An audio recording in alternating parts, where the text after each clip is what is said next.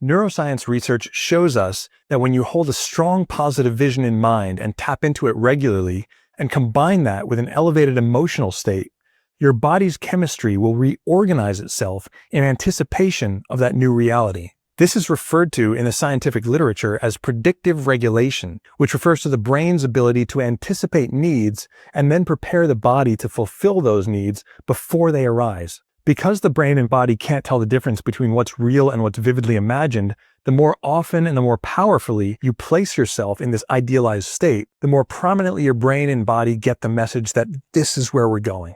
And this isn't like the secret law of attraction where you attract things toward you. It's actually just basic neurobiology, and it's been scientifically proven time and time again.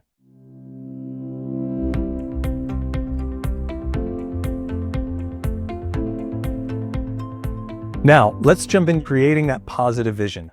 The basic idea is to describe your ideal scene or vision of yourself in the near future, where you will be just 6 months from now, in as much detail as possible. Is like pulling memories from the past. Think of those moments in life that you were most proud of, most happy. For me, I can remember these scenes when I was on a surf trip with my best friends, and we just got out of the water after an amazing session, perfect waves, sun setting, beautiful scene. And I remember stepping up out of the water onto these rocks and always turning back around to face the ocean, to see those waves and to see that brilliant scene that I'd just been immersed in.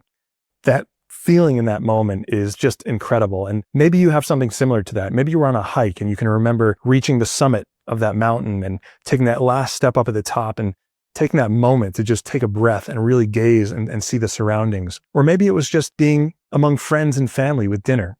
So you'll have some memories to pull from. The main concept is to set the scene for your positive future. Where are you? What are you doing? Who are you with? What's the location?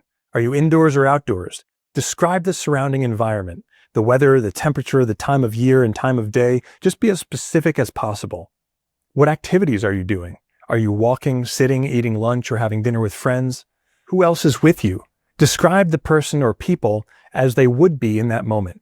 Now that you have the scene, describe what's coming in through your senses. What do you see? What do you hear, smell, taste, feel, or otherwise sense? Remember that just thinking about your favorite food, for instance, will trigger the release of anticipatory dopamine and produce that salivary response, driving you toward that reward. So do this diligently because the details make it real. There's a huge field of study called interoception that focuses on the perception of internal bodily states. When we've experienced traumas in the past or had ongoing illness or anxiety, our perception can sometimes get thrown out of whack with our current reality. By bringing your attention to your body's internal state, you actually begin to realign that perception and improve your brain's ability to more efficiently regulate the body. Imagine if you're driving a car and you try to reach your destination, but the wheels are misaligned, such that every time you try and steer straight ahead, you're actually veering off to the right-hand side. How much extra energy would that take? How much extra fuel would that take to go back and forth and just make forward progress? Improving interoception by consciously connecting to your internal state of being is like giving your vehicle a wheel alignment, so you can stay connected to the road and move forward efficiently. I want you to really connect with how your mind and body are feeling when in that scene that you described above. What's going through your mind? What's your self-talk in that moment? What are you savoring in that moment? What do you appreciate about it? Place your attention on the sensations. For example, this could be the sun on your face, the sand on your feet if you're walking on the beach, the wind in your hair, the color of the grass if you're on the grass. You get the picture. Just really tap into your senses and immerse yourself deeply. And lastly, how do you feel when you're immersed in that scene? Do you feel relaxed, calm, joyful, excited? Finally, as it pertains to interoception, or that sensory experience of your body's internal state, tap into the rhythm of your future self, who's now effortlessly living and feeling the way you described. Have you ever noticed how different people tend to have different rhythms? And a person's rhythm, reflected in their patterns of speech, movement, and even rate of breath, can give off a strong impression of how anxious or at ease or what that person is feeling like.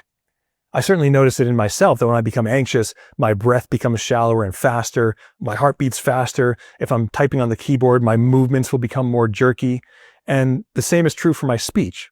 When we get overly excited or anxious, the two are closely related, by the way, anxiety and excitement. our sentences get choppier and the mind starts actually jumping around from point to point. Brain research that's been done in such areas of study as trauma healing and somatic experiencing has actually shown that past traumas, illness, and acute anxiety can actually imprint on the nervous system and change the flow of electrical signaling from the brain in such a way that affects our internal bodily rhythms and expresses itself through things like movement patterns, posture, as well as speech, and even how we process our thoughts. And this isn't surprising. We all know that when we feel down or depressed or tired, our posture becomes a little bit closed. And when we feel the opposite, bold, confident, the shoulders go back, the neck and jaw tend to relax, and we take on a different rhythm. Fortunately, the nervous system is actually a two-way street. And while it's true that these past experiences can influence our patterns and rhythms, it's also true that by changing your rhythm, you can change your experience in the present and responses in the future. And the more you practice choosing and inhabiting your desired rhythm, the more you're overwriting those old neural imprints and creating neural pathways that will maintain the rhythm that produces the bodily sensations and internal conditions that you want to experience. Now that you have your vision clearly laid out and how you want to feel, the last step is to be able to access those feelings quickly and often at your command. DARPA developed something called targeted neuroplasticity training, TNT for short. In addition to cultivating abilities like rapid skill acquisition, they were trying to find a way to rapidly engage people in the readiness state.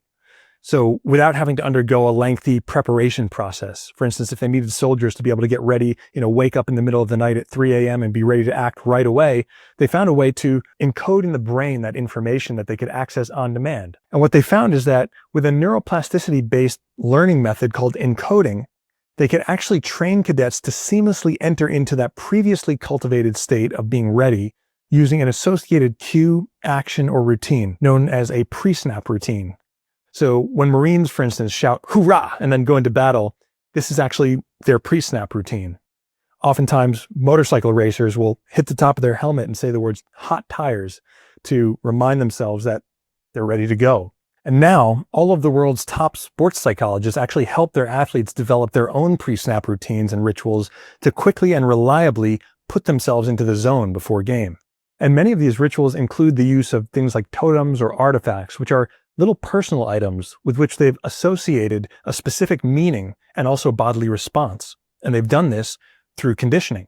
This same concept of encoding has even been used as a study hack, where students who sniffed a certain scent, say a specific essential oil while they were studying for an exam, showed an improvement in memory recall on the test results if they smelled that same scent again while taking the exam. And the idea is simple but very powerful. Because neurons that fire together wire together, we can actually create shortcuts to retrieve the memories and feelings we want by coupling the sensory experience of a saying or affirmation or totem or scent or object with a previously rehearsed state. So, as it relates to your ideal vision and elevated emotion, rather than have to create it each time from scratch, take all that time to reinvent it, you're kind of doing the front loading of it. You're doing the work now. And once you have it, then you can create your own totem or affirmation or something that will help direct you back into that state quickly at your command. Still to this day, I use this same kind of technique, and I walk around with this stone in my pocket as my totem. So this is a stone that I picked up in a little shop in Barcelona when I was on vacation a couple of years ago. And whenever I need to relax or calm down, I can just take this out of my pocket, or even because of its unique shape, I can close it in my hand, and I find that I'm instantly transported back to that time, that day, that place when I found this rock. Now, your totem can be a picture, a vision board, an artifact that you found, or something that you create right now. The only rule is practice immersing yourself deeply into your vision and your positive state while you're in the presence of that item. And eventually your brain will form that neurological link between the object and the experience, making it easier for you to access those sense memories and emotions on demand. So get creative, and keep in mind that you also don't need to limit yourself to just one item or artifact. You can have pictures all over the room. You can have something that reminds you where you're going. The key is take it one at a time, start with them, and really focus on it. Make sure that you develop that neural connection of positive association, positive feelings associated back to your totem. Similar to your totems, spoken affirmations can serve as an auditory cue to remind you of your vision. The physical benefits of mental rehearsal are scientifically proven. Top performers and professional athletes have all learned how to harness this ability using visualization exercises just like this one.